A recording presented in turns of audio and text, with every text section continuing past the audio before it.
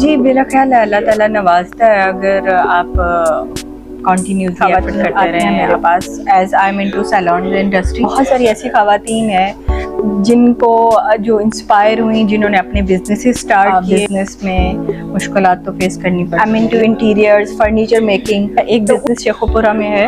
मैंने इवन उनकी companies open करवा के दी। उनके जो लीगल वर्क होते हैं, जैसे उनको अभी यही नहीं पता होता दैट स्टार्ट कहाँ से लेना है कि ये मतलब आप इतनी वैल्यू नहीं देते फीमेल की कमिटमेंट अदर देन फाइनेंस इतना मुझे नहीं लगता मैटर करते हैं। If you have a spark, if you can do something, being a responsible business lady, I am doing that, but obviously government की तरफ से।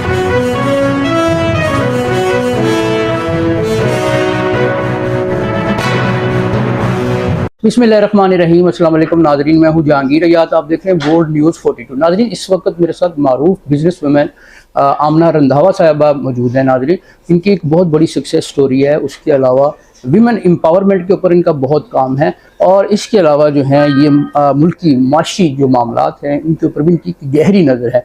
हमारे साथ मौजूद है, आज इनसे गुफ्तगू करते हैं, उनसे मुख्तलिफ जो सवालात हैं उनका जो जवाबात है वो हासिल करने की कोशिश करते हैं। अस्सलाम वालेकुम मैडम, क्या हाल चाल है? जी, अस्सलाम वालेकुम। मैं ठीक हूं। बहुत शुक्रिया, आपने हमें टाइम दिया। सबसे पहले तो मैं ये कहूँगा कि आप बहुत रिएक्शन है जो अपना विमेन जो बिजनेस में आना चाहती हैं, तो आपने अपने ब्रांड्स भी खड़े किए, तो ये क्या स्टोरी है?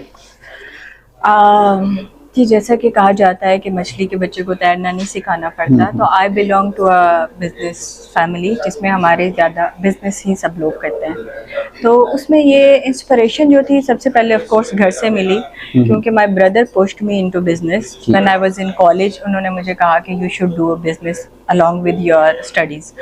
तो because I was studying my arts, तो उसमें फिर मैंने सबसे पहला जो स्टेप किया, जैसे कि यूजुअली ख़वातीन के लिए कहा जाता है कि आप कोई बुटीक कर लें या कुछ ऐसे, तो उससे स्टार्ट किया, बट सेटिस्फैक्ट्री नहीं था because I wanted to excel into some other businesses. तो it's a long story. Meanwhile अपनी फैमिली को भी टाइम देना, फैमिली बिल्ड करना, और मीनवाइल बिजनेसेस सेटल करना। तो अल्हम्दुलिल्लाह अभी I am running my 3 businesses successfully, अल्लाह का बहुत शुक्र है। तो बस इसमें जो परेशानी होती है वो जो अभी करंट सिचुएशन है हमारी, इकोनॉमिक सिचुएशन है, स्टेबिलिटी कोई नहीं है। अगर आप नया इन्वेस्टमेंट भी करना चाहते हैं, नई इंडस्ट्री लगाना चाहते हैं, या आप कुछ और नए प्रोडक्ट डेवलप करना चाहते हैं, market isn't supportive that much. तो अभी तो आजकल ये वाले काफ़ी हालात का सामना करना पड़ रहा है। अच्छा, इसके अलावा ये बताएं कि माशाल्लाह आपका जो प्याफ है पाकिस्तान की बहुत बड़ी ये सन्नती और तजारती जो लोग हैं उनसे मुतल्लिक़ एक बॉडी है, उसके आप इसी मेंबर भी हैं, तो वहाँ तक भी पहुँचना जो है ये दिस इज़ नॉट एन मतलब इजी टास्क। जी, मेरा ख्याल है अल्लाह ताला नवाज़ता है अगर आप कंटिन्यूसली एफर्ट करते रहें, अपनी इनपुट देते रहें टुवर्ड्स सोसाइटी।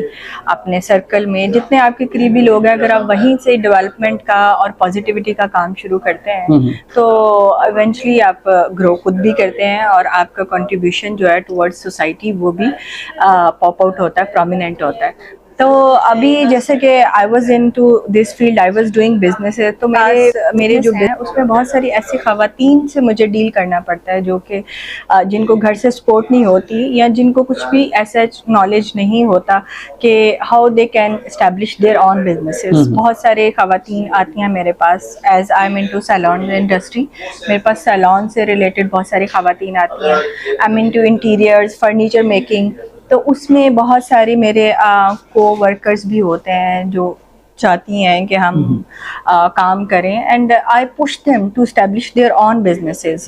ऐसी बात नहीं है कि मैं उनको कन्फाइन करके रखना चाहती हूँ कि आप जस्ट जॉब करें, आई हेल्प देम आउट। तो उससे ये हुआ कि I developed a circle gradually, जाते जाते जाते, तो अल्लाह का शुक्र है कि अगर मैं नेम करना शुरू करूँ तो बहुत सारी ऐसी ख़वातीन हैं जिनको जो इंस्पायर हुई, जिन्होंने अपने बिजनेसेस स्टार्ट किए। कोई बेड शीट्स का कर रही हैं, कुछ फर्नीचर का कर रही हैं, कुछ होम बेकिंग का कर रही हैं, तो they develop their own businesses. मैंने इवन उनकी कंपनीज ओपन करवा के दी। उनके जो लीगल वर्क होते हैं, जैसे उनको अभी यही नहीं पता होता कि स्टार्ट कहाँ से लेना है, ठीक है। तो और आपके डॉक्यूमेंट्स क्या रिक्वायर्ड हैं, आप मार्केट में जाते हैं, let me share a story. Years back एक खातून मेरे पास आई and she was doing marvellous job. उन्होंने मुझे टेस्ट करवाई अपनी होममेड कुछ bakery brownies and some stuff. तो शी सेड कि मैं इनको लेके कहाँ मार्केट करूँ। देन मैंने उनको एक दो चीज़ें बताई कि आप यहाँ पे स्ट्रेटजी थोड़ी सी डिस्कस की कि आप यहाँ पे अपनी मार्केट कर सकती हैं product.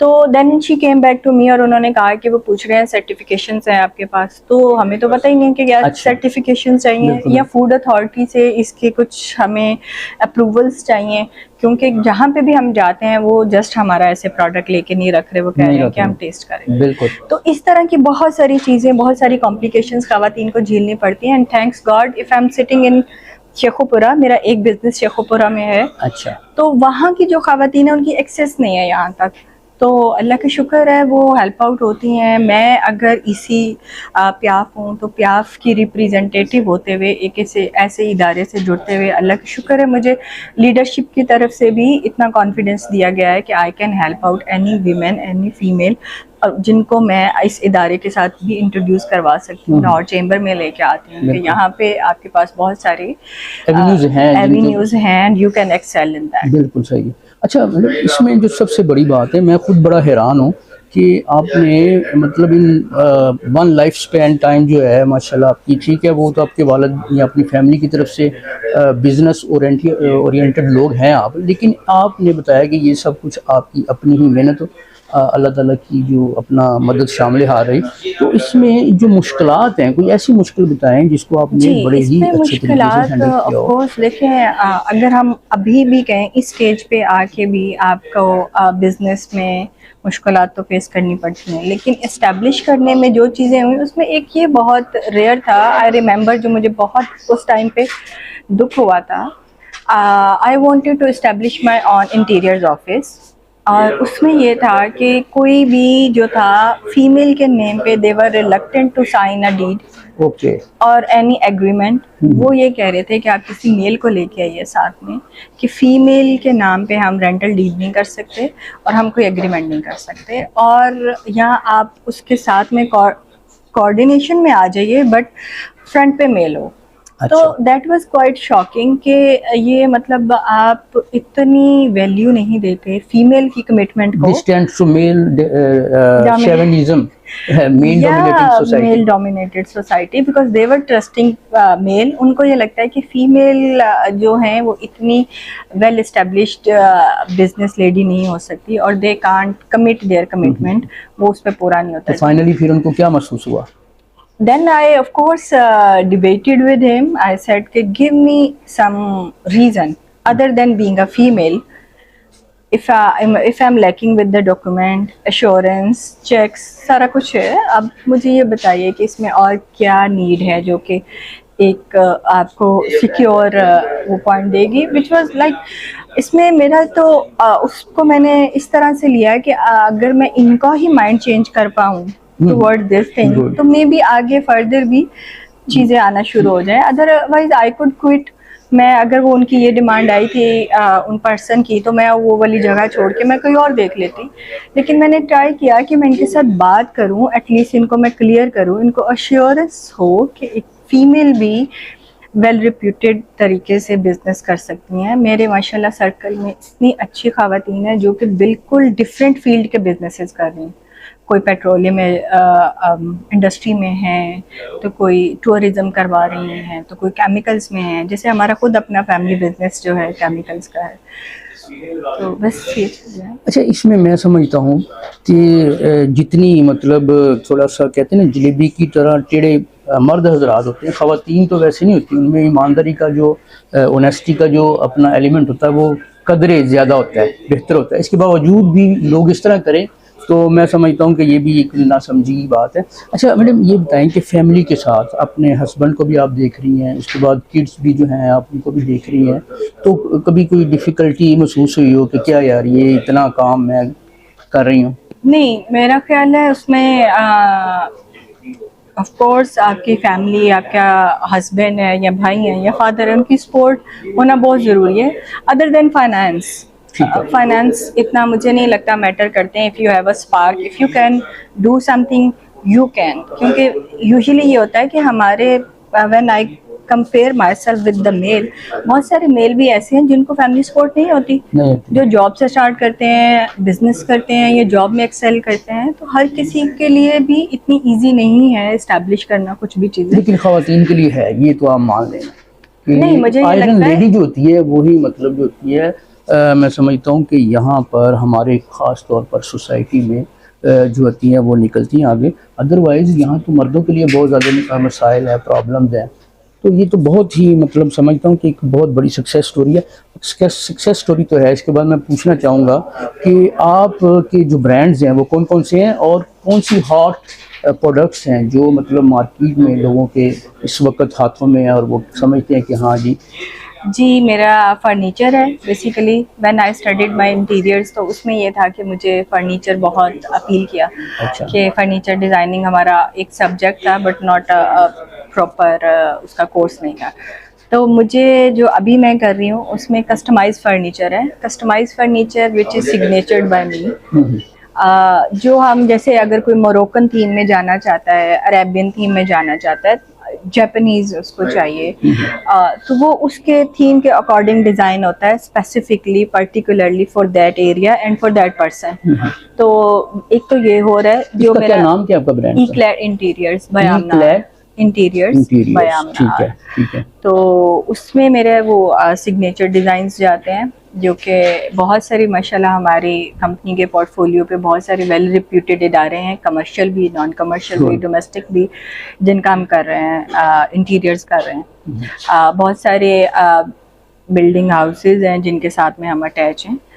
Other than that I have salon chain का एक मेरे पास फ्रेंचाइज है, and I have my own salon as well which is Paran signature and studio, which I try to give उसमें एस्थेटिक्स और मेल और फीमेल बोथ के लिए वो सैलॉन है, ठीक है।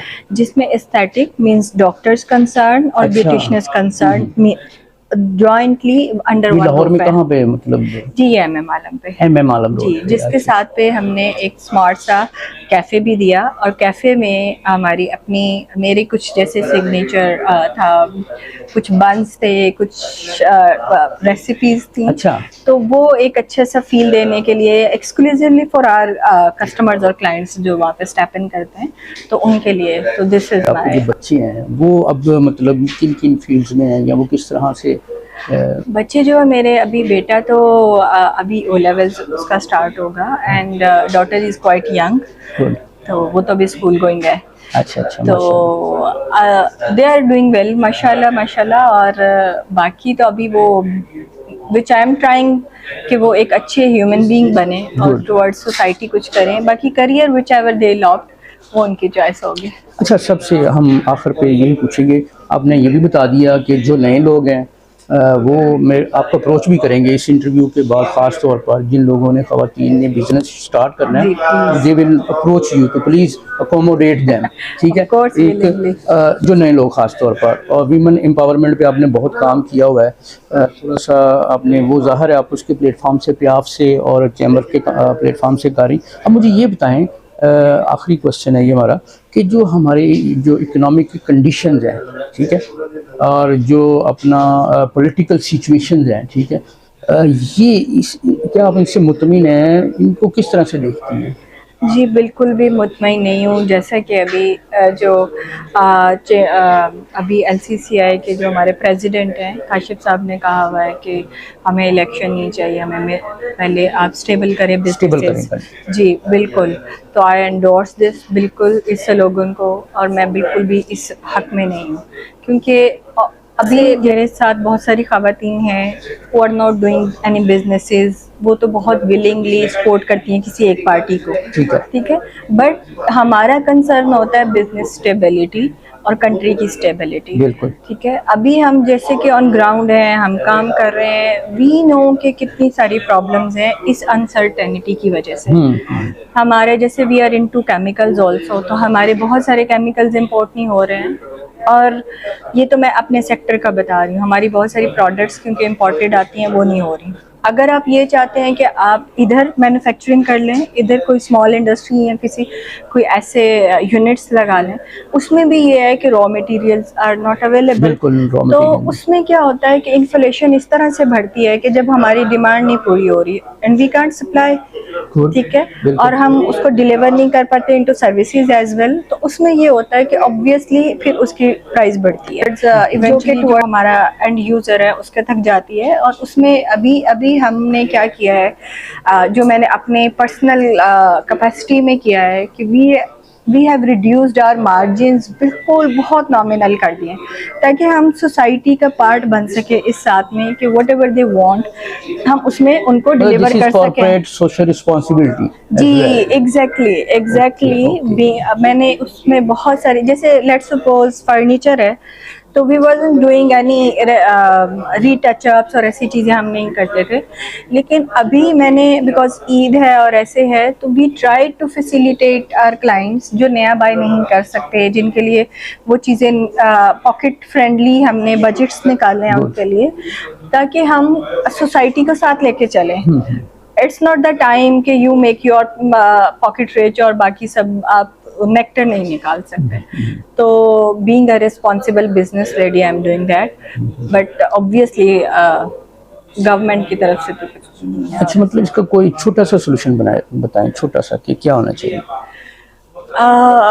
सोल्यूशन तो यही है जी, एक स्टेबिलिटी होनी चाहिए, हमें भी इदारों पे ट्रस्ट हो, जो भी गवर्नमेंट हो हमें पता हो कि ये स्टेबिलिटी है, यहाँ पे ये वाले लॉज इम्प्लीमेंट हो रहे हैं और ये पॉलिसीज़ डिफ़ाइन हो गई हैं। अगर एलसीज़ के खुलने का मसला है, आज नहीं कल नहीं परसों, ये टाइम डेट है, यहाँ तक ये चीज़ें रिजॉल्व हो जाएंगी so that we could plan accordingly. अगर हमने इंपोर्ट करवाना है, अगर हमने मैन्युफैक्चरिंग करनी है, अभी तो वी आर प्लेइंग ब्लाइंडली ना, अभी हमें सिचुएशन ही पता नहीं है, वी आर होल्डिंग आवरसेल्व्स, ठीक है। तो देखिए हमारे साथ जितनी भी इंडस्ट्री है, इसमें जितने भी लोग जुड़े हुए हैं, उनके घर बार सारी चीज़ें जुड़ी हुई हैं, उनका खाना पीना जुड़ा हुआ है। अगर हम स्टिल स्टैंड हो जाएंगे तो ऑफकोर्स सारी चीज़ें हो जाएंगी। अगर हम भी नहीं ग्रो कर रहे तो हमारे साथ में जितने लोग हैं वो भी नहीं ग्रो करेंगे, ठीक है। और हम ग्रो क्यों नहीं कर रहे हैं, बिकॉज एक तरफ तो हम अपने मार्जिन्स बहुत कम कर दिए हैं, हम उसमें सोसाइटी को डिलीवर करने की कोशिश कर रहे हैं, साथ लेके चलने की कोशिश कर रहे हैं। सेकेंडली जब हम देखते हैं कि हमने इंपोर्ट करवाना है या हमने अपनी कॉस्ट कैसे करनी है, तो उसमें हमें कोई फेवर नहीं है, कोई स्टेबिलिटी नहीं है, कोई एश्योरेंस नहीं है। तो बस हमारे इदारों की तरफ से हमें स्टेबिलिटी मिले ताकि हम, और कोई एक प्लान मिले कि इन टाइम्स में ये चीज़ें रिजॉल्व हो जाएंगी, तो मे भी चीज़ें बेहतर। इतना कुछ कर रही हैं कंट्री के लिए भी और अपनी फैमिली के लिए भी, यकीनन आप टैक्सेस भी पे कर रही होंगी, ये भी एक कंट्री की तरफ एक बहुत बड़ी सर्विस है। तो कुछ हमें बताएं इसके बारे में कि आपका टोटल तीनों अपना चारों जो आपके वेंचर्स हैं उनका टैक्स कलेक्शन कोई बनता हो, कोई अराउंड फिगर जो मतलब फिगर तो बिल्कुल मेरे वो टैक्स लॉयर को पता होगी, उससे मेंशन है, लेकिन we are paying handsomely. Okay, handsomely, because अगर हम फर्नीचर में कुछ चीज़ इंपोर्ट करवाते हैं रिलेटेड टू माय इंडस्ट्रीज़, वो भी काफ़ी सारा है। फिर अगर सर्विसेज का काम है तो अगर हम एक प्रोडक्ट बाय कर रहे हैं, हम उस पर सेल्स टैक्स दे रहे हैं, हम उस पर उसके बाद टैक्स दे रहे हैं, देन जब हम सर्विस में वो यूज़ करते हैं देन हम फिर उस पर टैक्स दे रहे हैं, जो कि हमारे PRA ने वो किया। एग्जैक्टली एक ही प्रोडक्ट पे हमें 5 दफ़ा टैक्स देना पड़ता है, उसको बाय करने में, उसको डिलीवर करने पे, फिर उससे रिलेटेड सर्विस देने के लिए, एंड देन सर्विस चार्ज करने के बाद उसके बाद पे इवेंचुअली जब आपका मंथ क्लोज होता है यहाँ से, तो इसको भी रैशनलाइज करने की जरूरत है। जी बिल्कुल, इसमें ये था कि हमारा जैसे इंटरेक्ट PRA के साथ भी था। एक अगर सैलॉन की बात करूं तो उसमें बहुत उन्होंने ट्राई किया कि आप जो टैक्स इम्प्लीमेंटेशन है, लेकिन वो प्रैक्टिकली जो था वो बिल्कुल इम्प्लीमेंटेशन के लिए पॉसिबल नहीं था, जिसमें हमने अपनी इनपुट्स दी, हमारी मीटिंग हुई उनके साथ, and I hope it will resolve. इसीलिए मैंने चेंबर में और फेडरेशन में कन्वीनियरशिप ली, सैलॉन्स एंड एस्थेटिक्स की, बिकॉज ये एक ऐसी इंडस्ट्री है जो कि ग्रो तो बहुत ज़्यादा कर रही है, लेकिन अगर हम इसको चैनलाइज करें और हम इंडस्ट्री पे पूरा काम करें, अभी बहुत बड़ा गैप है। एक लोकल इंडस्ट्री है, बहुत छोटे लेवल पे काम हो रहे हैं, या बहुत बड़े जो फ्रेंचाइजीज है, नेम है, उन पे काम हो रहा है। दरमियान में गैप है जिसमें आपका लर्निंग गैप आता है, आपका डेवलपमेंट का गैप आता है, आपका क्लाइंट ही टोटल डिफरेंट है, यू नो। तो इसलिए मैंने ये वाली ऑप्ट की, ताकि हम इस सेक्टर में और इसकी इम्प्रूवमेंट के लिए काम कर सकें। और ये जो छोटे लेवल पे भी अगर काम कर रही हैं तो वो भी टैक्स रजिस्टर्ड हों और वो भी प्रॉपरली एक बिजनेस ऑन करके इसको प्रोफेशनली करें, तो जो कि टैक्स में भी फिर हेल्प करेगा गवर्नमेंट को भी, और इवेंचुअली उनकी अपनी ग्रोथ को भी काम करेगा। अगर आप एक अच्छे तरीके से, पढ़े लिखे तरीके से, चैनलाइज तरीके से कोई बिजनेस करते हैं तो ऑब्वियसली ये आपको हेल्प करता है। इस वजह से मैंने चैम्बर में ये कमेटीज़ ली। मैडम बहुत शुक्रिया, बहुत ज़्यादा आपने सर्विसेज गिनवाई और आप किस तरह से आगे निकली। यकीनन ये हमारे जो नाजरीन हैं उनके लिए एक बहुत बड़ी इंस्पिरेशन है मैडम। और नाजरीन, यहाँ पे एक बात बहुत ज़्यादा अहम है कि हमारी ख़वातीन भी किसी मैदान में भी जो है वो किसी से कम नहीं है। लेकिन अफसोस की बात है कि जो people who are at the helm of affair, they are not accommodating them accordingly. ज़रूरत इस बात की है कि हमारी ख़वातीन को एक लेवल प्लेइंग फील्ड दिया जाए ताकि वो भी दुनिया भर में अपना लोहा मनवा सके। मैं आपका हो जहांगीर हयात, इसी के साथ आपसे इजाज़त चाहूँगा। अल्लाह।